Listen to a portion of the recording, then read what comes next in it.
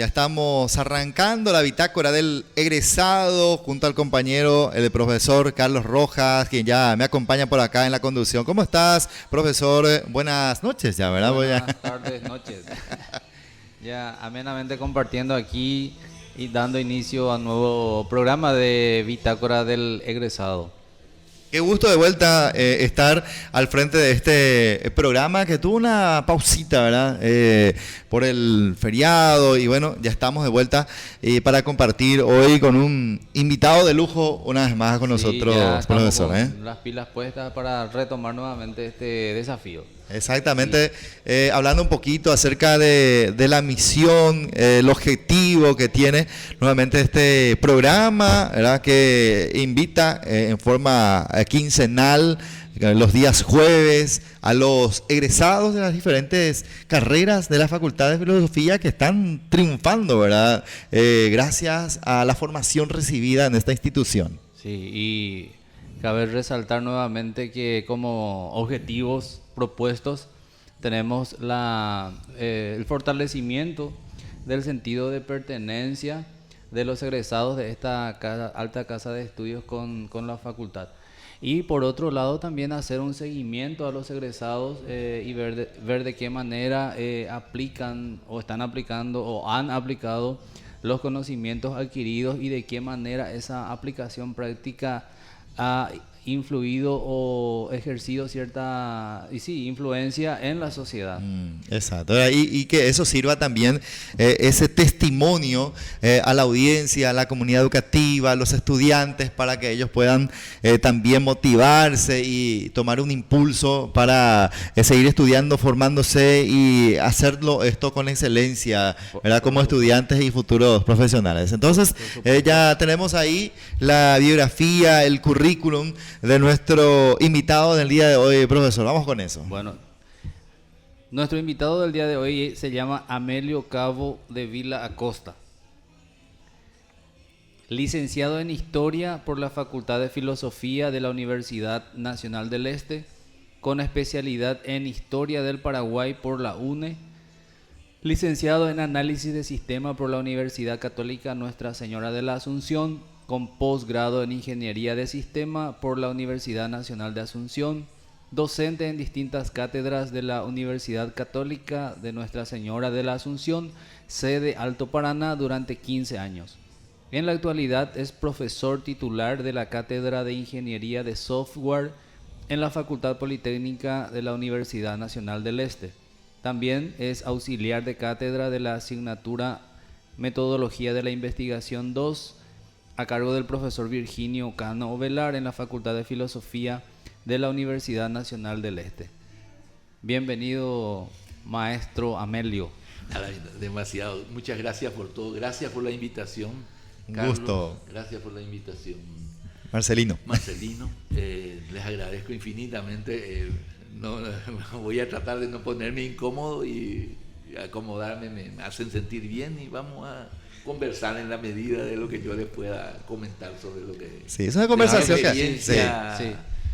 vivida en la facultad. Sí. Sí. Y tenemos por acá, gracias por traernos el libro que publicaste justamente cuando realizabas tu trabajo final de grado. Nos comentabas, profesor, de hecho que también tuve la oportunidad de participar de la presentación de este lindo libro, justamente en el salón de auditorio de la Facultad de Filosofía. No recuerdo exactamente cuándo fue, profesor, si puedes recordarnos. Tengo entendido que fue en el 2019. 2019. En 2020 pues ya tuvimos el tema del COVID, ¿verdad? De la pandemia, sí. Pero este es un trabajo que no es mío solamente, hay que tener en cuenta claramente esa situación.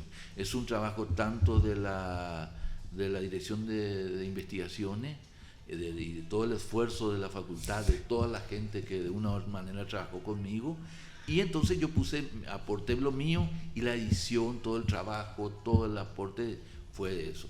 Eso es lo que salió esto como resultado, ¿verdad? Yo estoy muy contento con el resultado, claro, porque sí. de una u otra manera significó que por encima de todo hay que trabajar en equipo. Y trabajando en equipo se pueden lograr las cosas.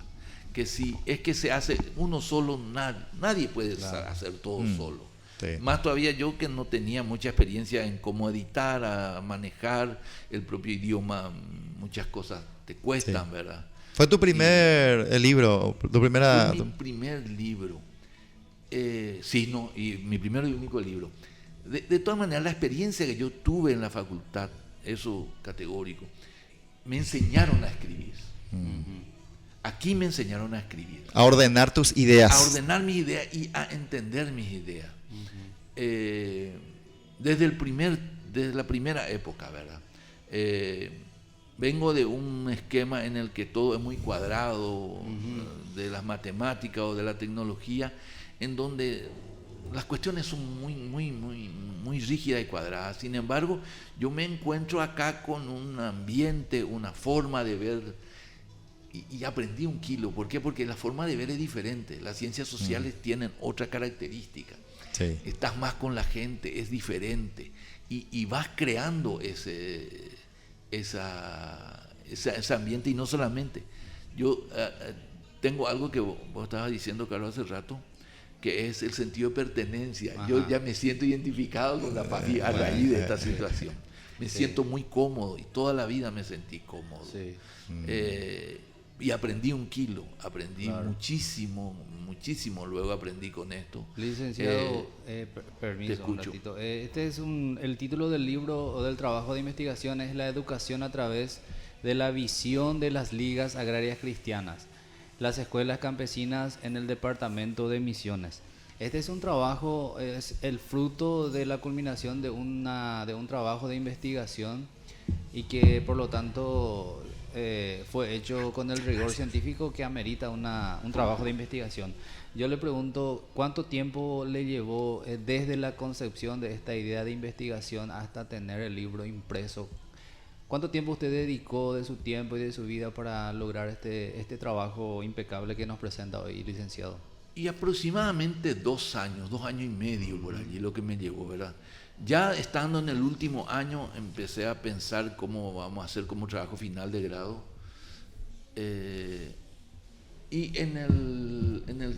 Y después, cuando se fue desarrollando los acontecimientos, entonces fue planteándose la situación, fue creciendo la idea, y después ya el planteamiento ya fue institucional, y la discusión, y que si queríamos hacer juntos, y la oferta también de la propia facultad, que me dio todo, ¿entendés? Me dio todo para poder hacer y elaborar este libro y salir, sí. Pero solo no.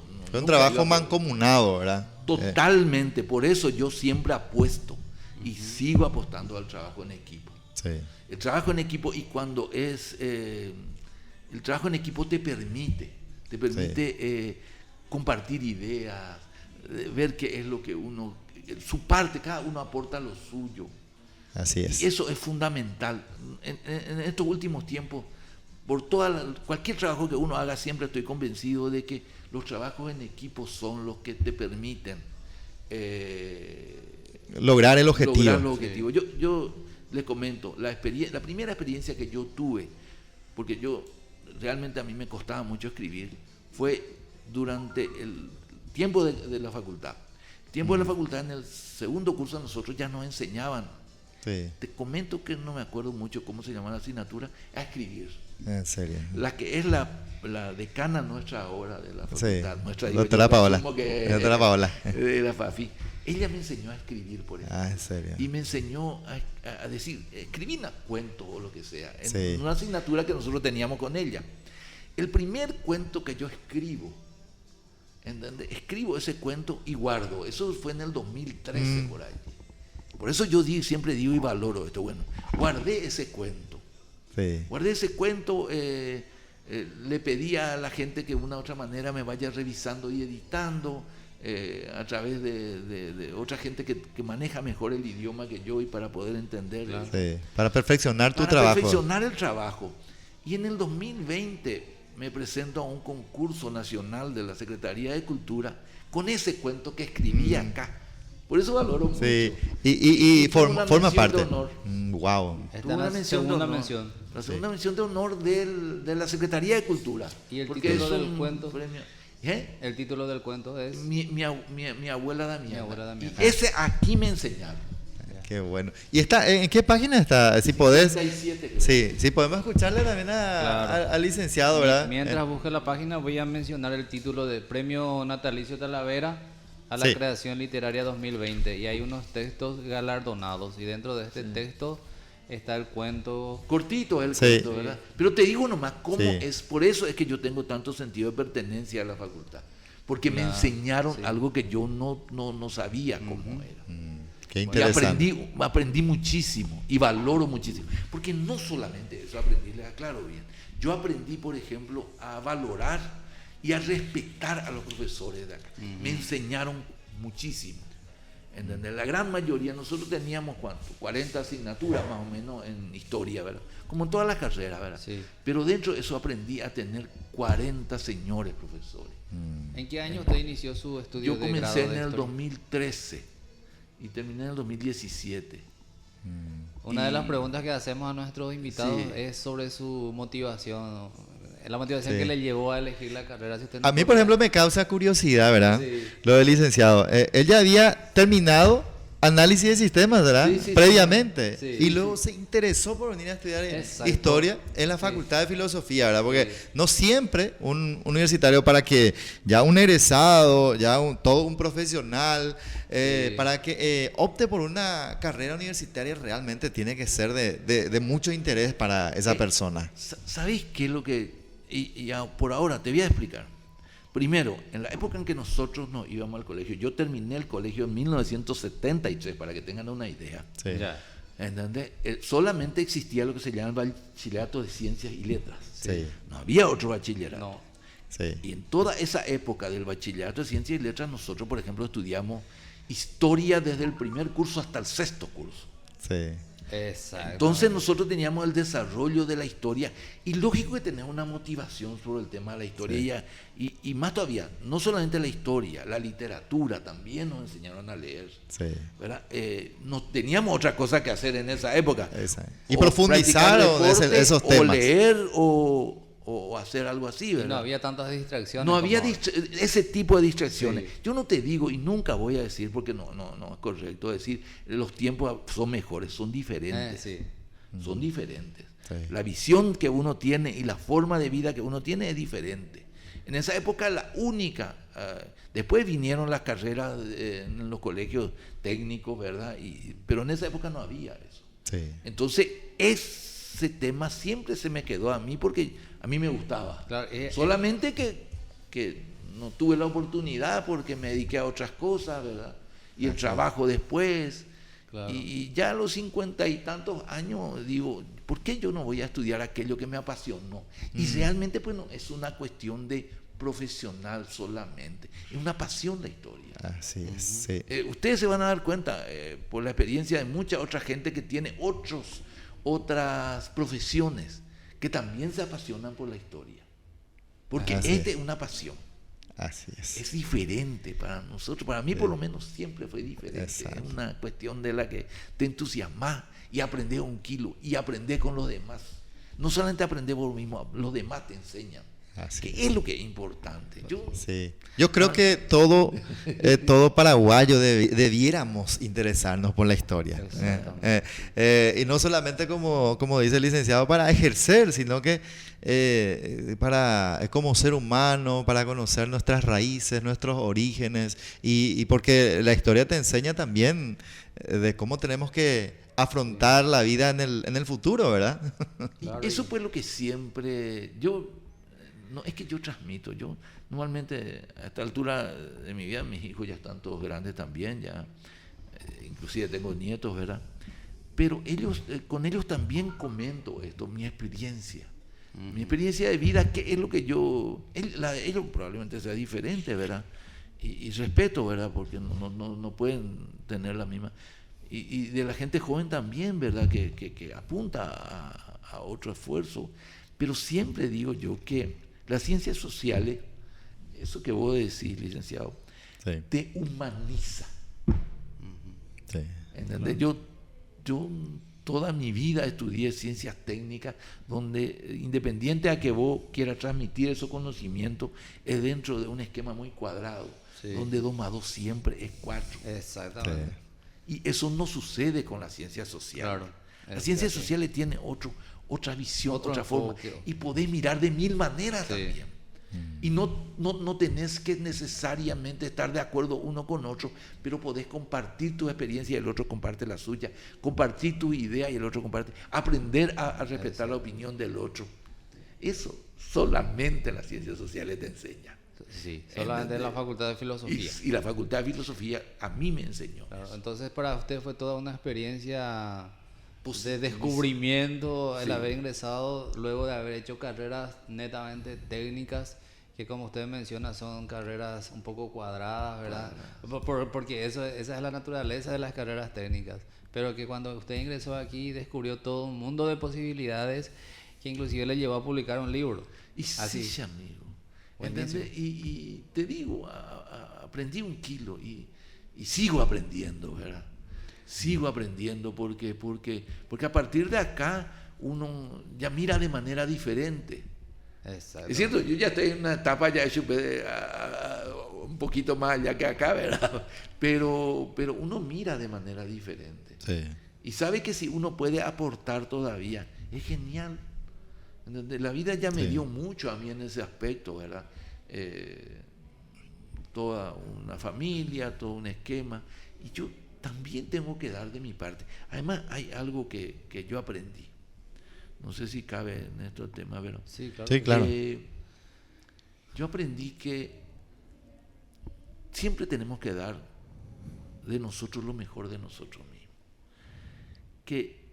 Y con la historia y con el estereotipo que normalmente nos enseñaron en el colegio de la historia y de quién es patriota y quién es el héroe, yo aprendí que no, que el patriota es aquel que da lo mejor de sí mismo del lugar donde está.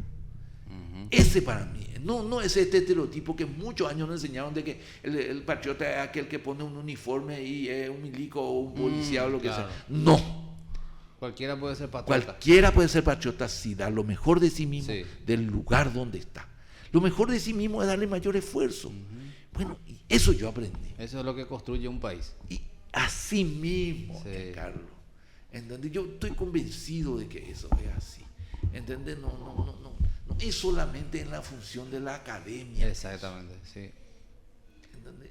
Es la función del día a día de la gente. Cualquiera puede ser patriota toda vez que haga bien lo que tenga que hacer, como dice un santo. Sí, señor.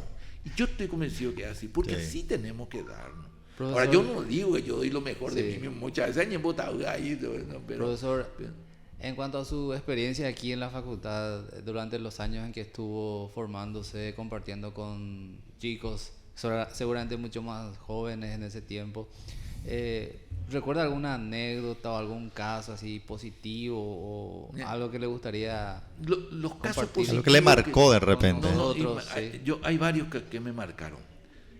Nosotros al principio, te voy a decir mi experiencia, al principio en el primer curso nosotros estábamos entre 15. Y después justamente eso que estábamos hablando Marcelino anteriormente, Sí. cómo van desistiendo de una u otra manera la gente Sí. que se prepara para comenzar. Para el segundo curso estuvimos entre 6. Eran 4 chicas y yo y otro compañero. Esa falta de perseverancia. Y bueno, por un lado para esa perseverancia, de motivación, lo que vos quieras. Pero a partir de allí nosotros formamos un equipo, un grupo. Y por eso es que yo, Carlos, cuando te digo, todo tiene que ser trabajado en equipo. Estoy convencido que el trabajo en equipo es el que nos va a llevar. Porque cada uno aporta lo suyo. Sí. Y nosotros trabajamos mucho en equipo a partir de allí. Y ese trabajo en equipo nos permitió llevar los 6 a terminar la carrera, a presentar la tesis, todos.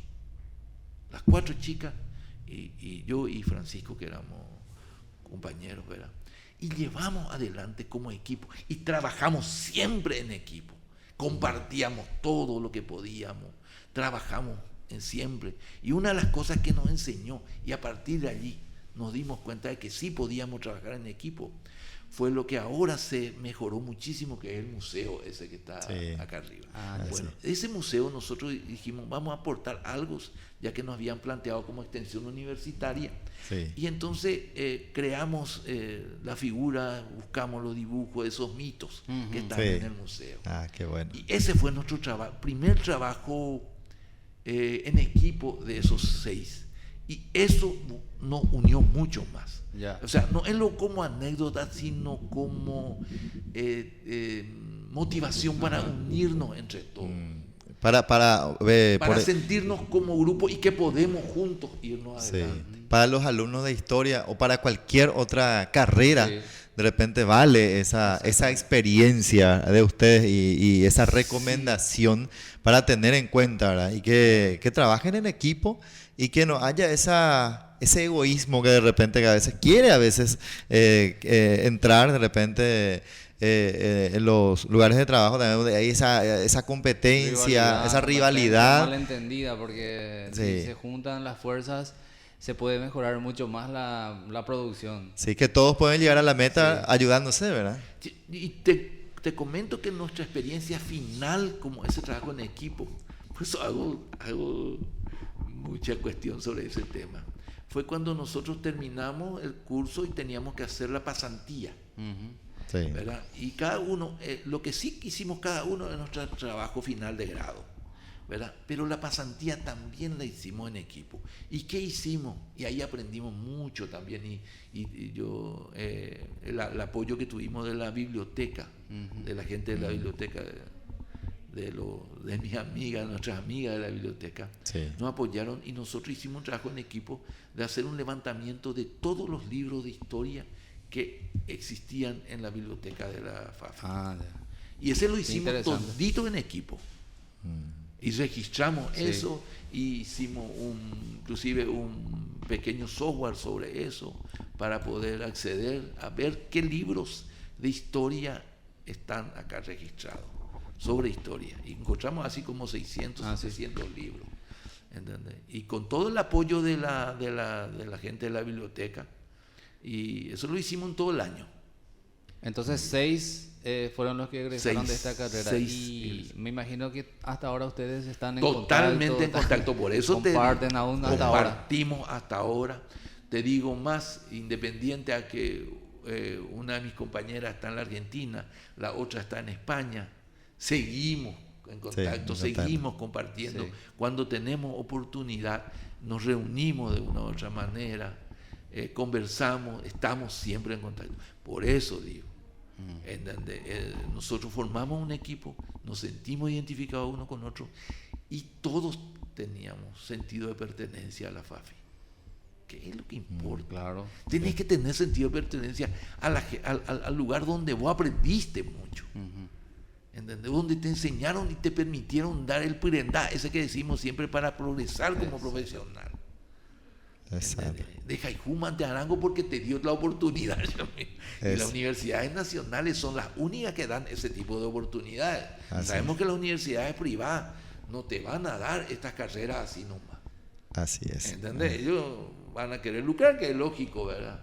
Las universidades nacionales nos dan la oportunidad de estudiar historia, de estudiar periodismo, de estudiar muchas carreras que en otras condiciones es más difícil para la gente, ¿verdad? Así es. Ahora mismo, por ejemplo, ya se tiene la carrera de arquitectura, por ejemplo, en la UNE, que era un sueño también largamente acariciado.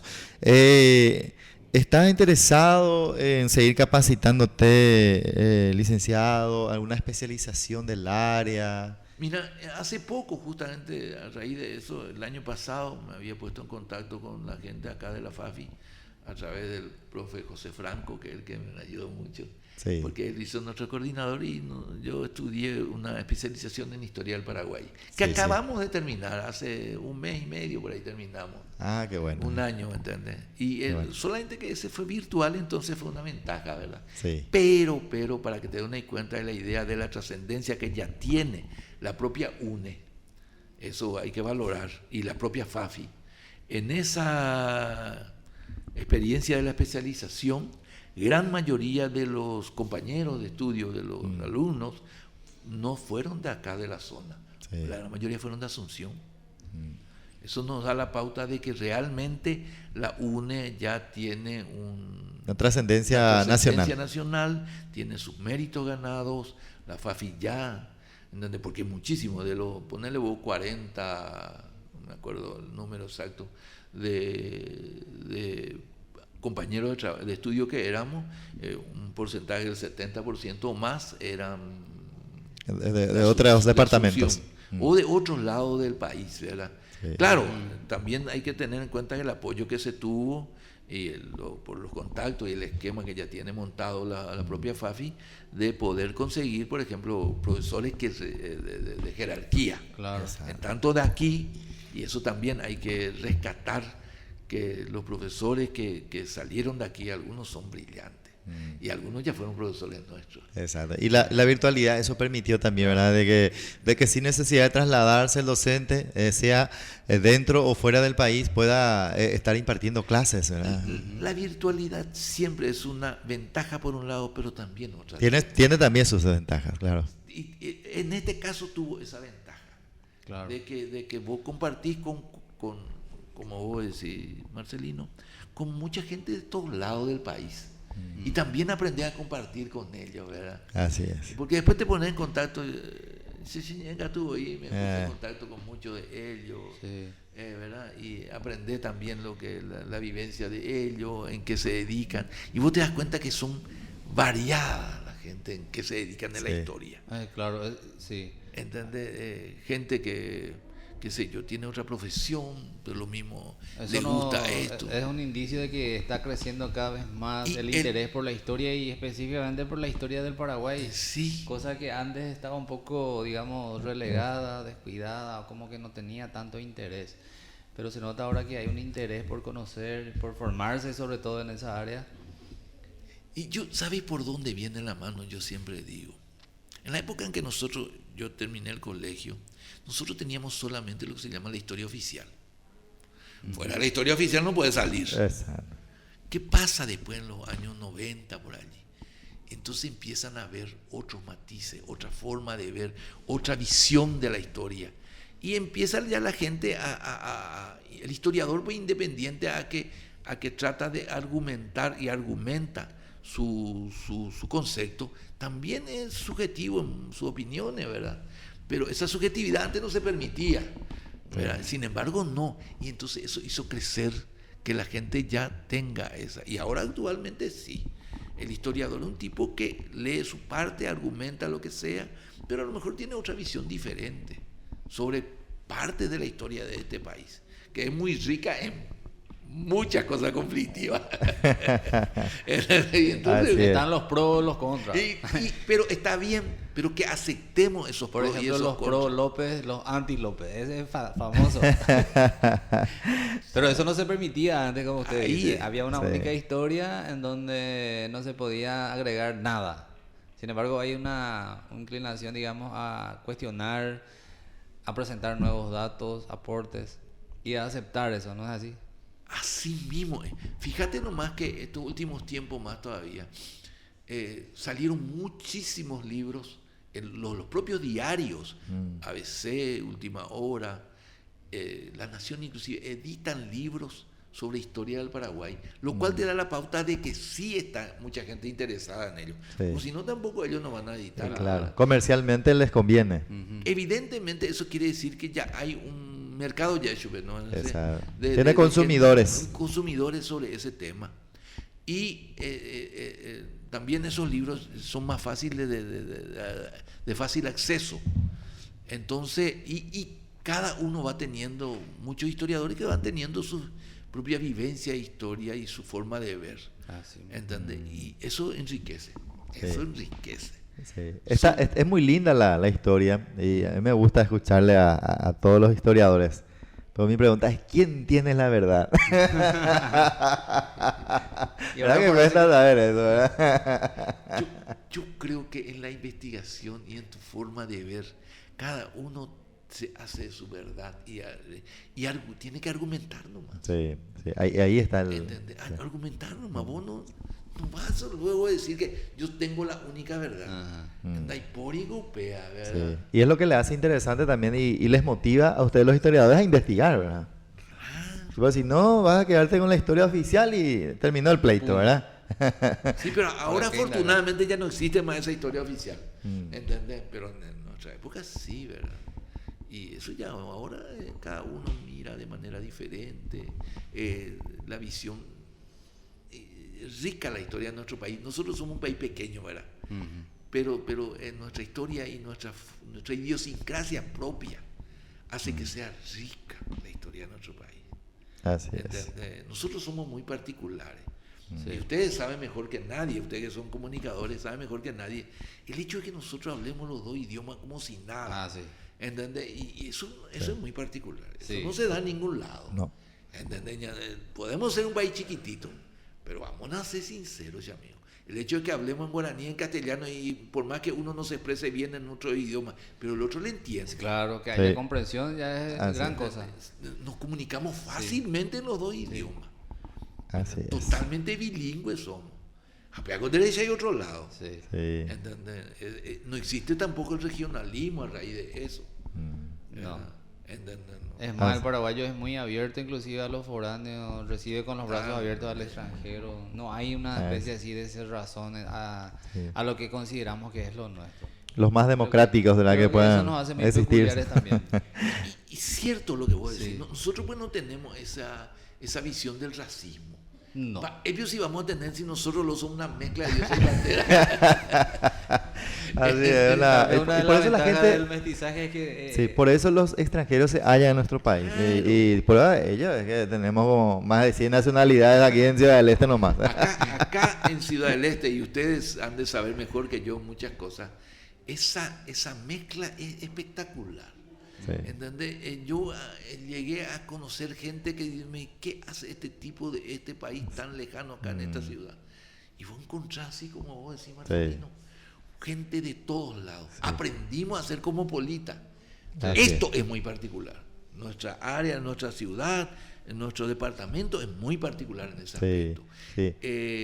Aquí cabría de repente un estudio sociológico de repente, ¿verdad? Que me parece que no se realiza mucho. Y mismo de historia también, ¿verdad? Yo leí algunos estudios sobre no mucho, es cierto lo que decía Marcelino, sobre la migración en este país. Cómo fue migrando todo hacia acá, cómo vinieron, quiénes vinieron.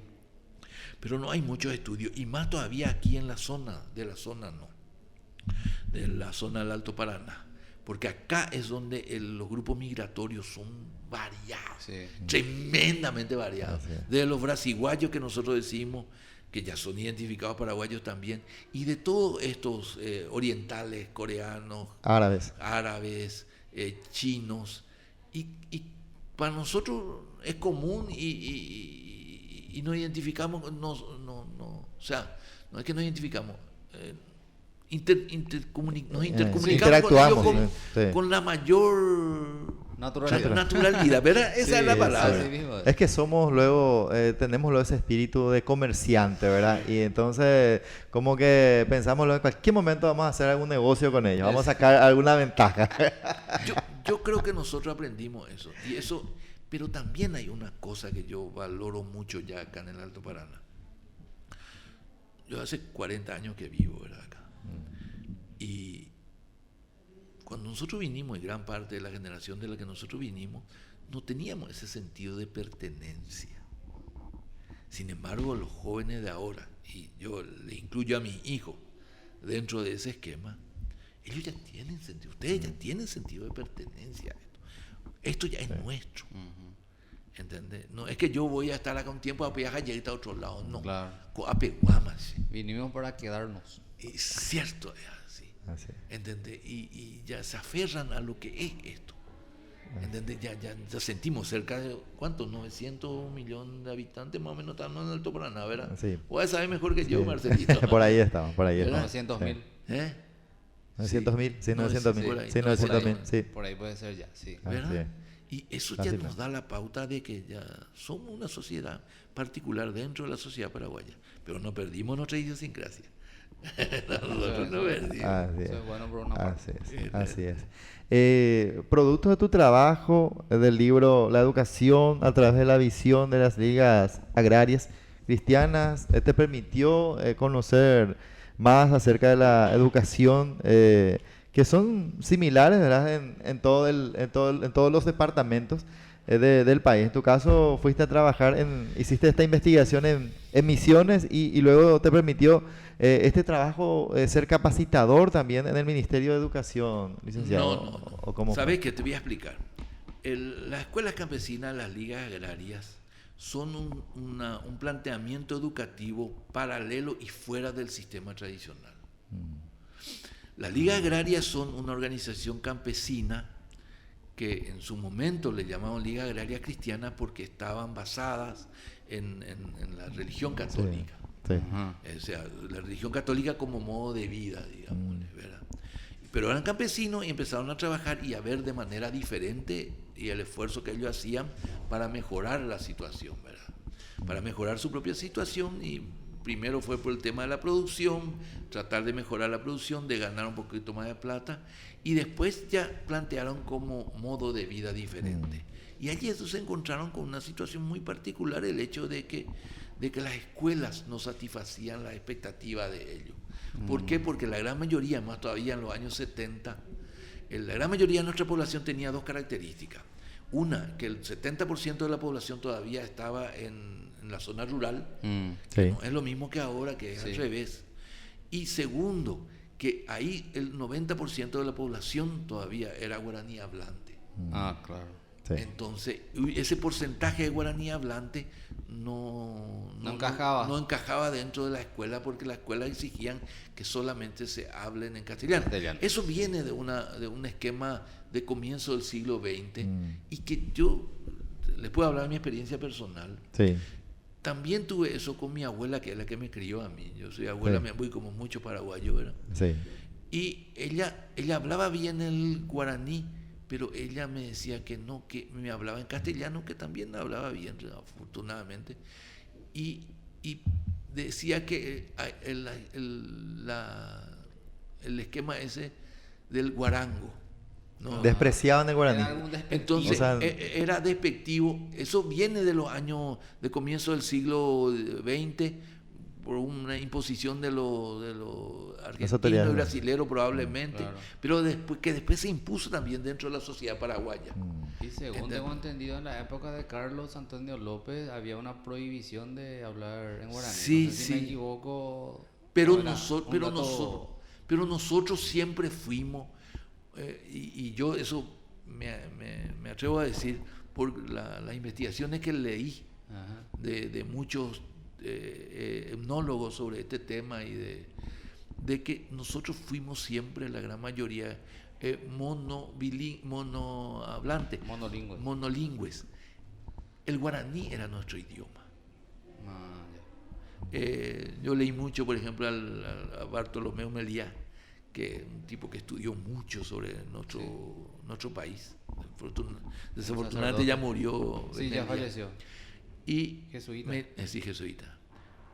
Meliá, por ejemplo, él, y no solamente él, muchos otros que yo leí después, ¿verdad? Estudiosos del idioma, ellos decían, nosotros, por eso es que la época de López ya se empezó a plantear esa situación de que nosotros teníamos que aprender el castellano. ¿Verdad? Era a raíz de eso entonces que surgió. Y después en los años surgió, pero seguimos nosotros, independiente de la imposición que se quiso hacer desde arriba, seguimos hablando el guaraní, y en los años 70 la situación no había cambiado en ese aspecto en el interior. Entonces ellos exigen eso y plantean esa situación, y empiezan a plantear otro tipo de escuela, pero necesariamente tienen que salir de la tradicional, de la educación formal. De la educación formal. Sí. Entonces ellos crean su propia escuela. Y ahí está. En Misiones se llegaron a crear 28 escuelas. Pero todas son escuelas dentro de las compañías, no en las ciudades grandes donde la educación era formal. Pero eso, a partir de no solamente la educación, sino el propio planteamiento de forma de vida de las ligas agrarias, terminó que en el 76 hubo una masacre de la Gran 7, se acabaron las ligas agrarias, se fueron todos presos, le mataron a un montón de gente, y las escuelas campesinas desaparecieron. Las escuelas campesinas no duraron mucho tiempo, pero se instalaron no solamente en Misiones, sino también en otros departamentos donde la Liga Agraria ya tenían un crecimiento que iban haciendo. O sea, prácticamente tuvo una duración muy limitada, Sí, porque acá dice desde los limitada. años 1960 y 1970. Y sí, hasta el 76. 76. Sí. 16 años. No. Las escuelas no duraron tanto. La Liga Agraria duraron. Ah, la ese liga, tiempo. sí, ya. La escuela duraron 6, 7 años. Hay muy poca bibliografía lógicamente al respecto, porque no Más bien testimonio, ¿verdad? De la testimonios gente. y algunos materiales que yo Hay mucho recogí. más para investigar entonces sobre este tema. Hay mucho para investigar. Sí. Inclusive yo después de esto, en los años 90 ya, el propio ministerio plantea este tema de la educación bilingüe. A partir del 92 ya en nuestra Constitución. legislación, Sí. en nuestra constitución ya Se estableció ya. formaliza Sí. que el guaraní también es Claro. idioma oficial, ¿verdad? Como lengua enseñada y Sí. lengua de enseñanza. Sí, ya. Sí. Pero eso antes no era No, así, no ¿verdad? existía. ¿Verdad? Exactamente. ¿Y cómo fue que llegaste a ser capacitador según pudimos No. observar en tu en la biografía? Sí, en la biografía. Sí. ¿Llegaste a ser capacitador del Ministerio de No, Educación? no, ahí no. Ya. Ahí no, Perdón, no. entonces acá. No. Bueno. No, porque yo no. Solamente sí pudiste ganar este premio, ¿verdad? y bueno, Al es- galardón y a través de... Ese es mucho de historia. eh, ¿Entendés? Lo del cuento es una cuestión de justamente por mi gusto por la historia pero a mí me cuesta mucho. sí. A lo mejor ahí hiciste tuviste experiencia para redactar tus primeras prácticas. Por de eso cómo- siempre yo ¿y qué? valoro Sí. los profesores que yo tuve porque me enseñaron a escribir y a transmitir lo que yo pensaba, a llevar al lápiz y al papel, ¿verdad? Esa. Eso fue una cosa que yo nunca en mi vida hice, ¿verdad? Te cuento, el cuento que es el primero que yo escribí. ¿Cuántos años tenía cuando escribió este cuento? Yo 58 años, viejo. 58 años. ¿Y tenía 57 cuando estudió historia? Empecé a estudiar historia. Eso sí que es algo digno de destacar. Sí. Exactamente. Sí. Realmente es muy interesante hablar con... Sí, pero eso te da la pauta, Carlos y Marcelino, de que para esto no hay tiempo. Y para aprender tampoco. No, y usted es el vivo ejemplo de eso. ¿Entendés? No, pero tenemos que seguir aprendiendo. ¿Entendés? Es categórico que es. Cuando alguien dice, no puedo estudiar, no me da el tiempo, son puras excusas. Para Ya mí soy que sí. viejo. Ya soy viejo. No, aprendamos porque tenemos que seguir aprendiendo. A mí me cuestan muchas cosas, por ejemplo, ahora aprender. A mí me apasiona la historia y leo más historia. Pero, por ejemplo, la tecnología y con el tema ya que estamos hablando de eso, de la ingeniería de software, por ejemplo, yo pido más socorro. El muchacho de 20 años vuela en este tema, ¿entiendes? Y yo ya no le pongo tanta pasión como le pongo a la historia y a aprender historia. Qué bueno realmente. Y es importante tener personas como usted y que cada vez haya más personas que se interesen por estudiar la historia y por sobre todo la historia de nuestro país, ¿verdad? Entonces eso nos va a ayudar muchísimo para ir conociendo nuestro pasado y, como decía hace rato, ¿verdad? De encarar de otra manera el presente y el futuro también. Y por ahí conviene ese amigo el tema, ¿entendés? Nosotros lo que tenemos, habíamos hablado hace rato, nosotros lo que tenemos que encarar es que la academia es tan importante, porque es el que nos da el pirendá para irnos adelante. Nada, cuando terminas la carrera con nadie te dice a partir de acá yo ya tengo mi vida asegurada. Nadie no existe con eso, ¿verdad? Pero lo que existe es el hecho de que vos ya tengas la oportunidad, tenga la base necesaria. Exactamente. Y a eso es lo que tenemos que motivar a la gente, a la gente joven por encima de todo. Ese slide que siempre se dice, la educación nos libera. Y es probable que sea así, amigo. Porque es el que nos permite, por ejemplo, yo siempre digo, que nosotros tenemos ¿qué tipo de ciudadano queremos? Para mí siempre tiene que ser un ciudadano crítico. Un ciudadano que piensa y que critica. ¿Cómo se critica? Y con conocimiento. Con argumentos. Con argumentos. Sí. Entonces, si vos, y la educación es el que nos permite eso. Tener ciudadanos críticos. Tener la posibilidad de tener ciudadanos críticos. Y si la FAFI está haciendo el trabajo que está haciendo, y cada vez me entusiasma más el trabajo que está haciendo. En cualquier momento el licenciado parece va a cursar de vuelta alguna carrera de grado. Sí. Bueno, para cerrar, licenciado, ¿algún mensaje para las nuevas generaciones de estudiantes universitarios, ya sea de la carrera de historia como también de las otras carreras que se imparten en esta institución? Yo me entusiasma mucho todo lo que la FAFI está haciendo y el esfuerzo que está haciendo. Eso que habíamos hablado anteriormente, probablemente las universidades nacionales son las únicas que dan oportunidades para el desarrollo de las ciencias sociales. Y esto, lo que está haciendo la FAFI, aportando mucho, por un lado, para hacer eso, tiene que ser aprovechado por la gente joven, que le interesa dedicarse a lo que le interesa realmente. ¿Verdad? Ya sea en la parte de periodismo, literatura, letras, todas esas carreras que tiene la facultad. Y independiente a ello, la propia universidad, así como está diciendo Marcelino, ya está ofertando otras carreras. Entonces, pero en la que uno se mete, en cualquiera que uno se mete, lo que tiene que dar es lo mejor de sí mismo y saber que puede, saber que se puede llegar. Ahora, que me digan, no, pero yo me tranqué, y sí, te vas a trancar nomás luego. Esto es una carrera de resistencia, nunca es carrera, es más, todavía la carrera universitaria no son carreras de velocidad. Son carreras de resistencia. Entonces tenés que estar convencido de que podés llegar. Claro. Y yo estoy convencido de que la gente se motiva a sí mismo y atropella, y nuestros jóvenes en este departamento más todavía cada vez que crecen más. Nosotros todavía tenemos eso que llamamos bono demográfico, donde la gran mayoría de la población es joven. Y bueno, tratemos de llegar a ser mejores, y a través de la educación es una posibilidad tremenda. Claro. Así es, muchísimas gracias, licenciado, por acceder a nuestra invitación, y en cualquier momento queremos tenerte de vuelta aquí por Radio FAFI para hablarnos de tu experiencia o los proyectos, tus nuevas actividades, siendo historiador del departamento, licenciado. Muchas gracias.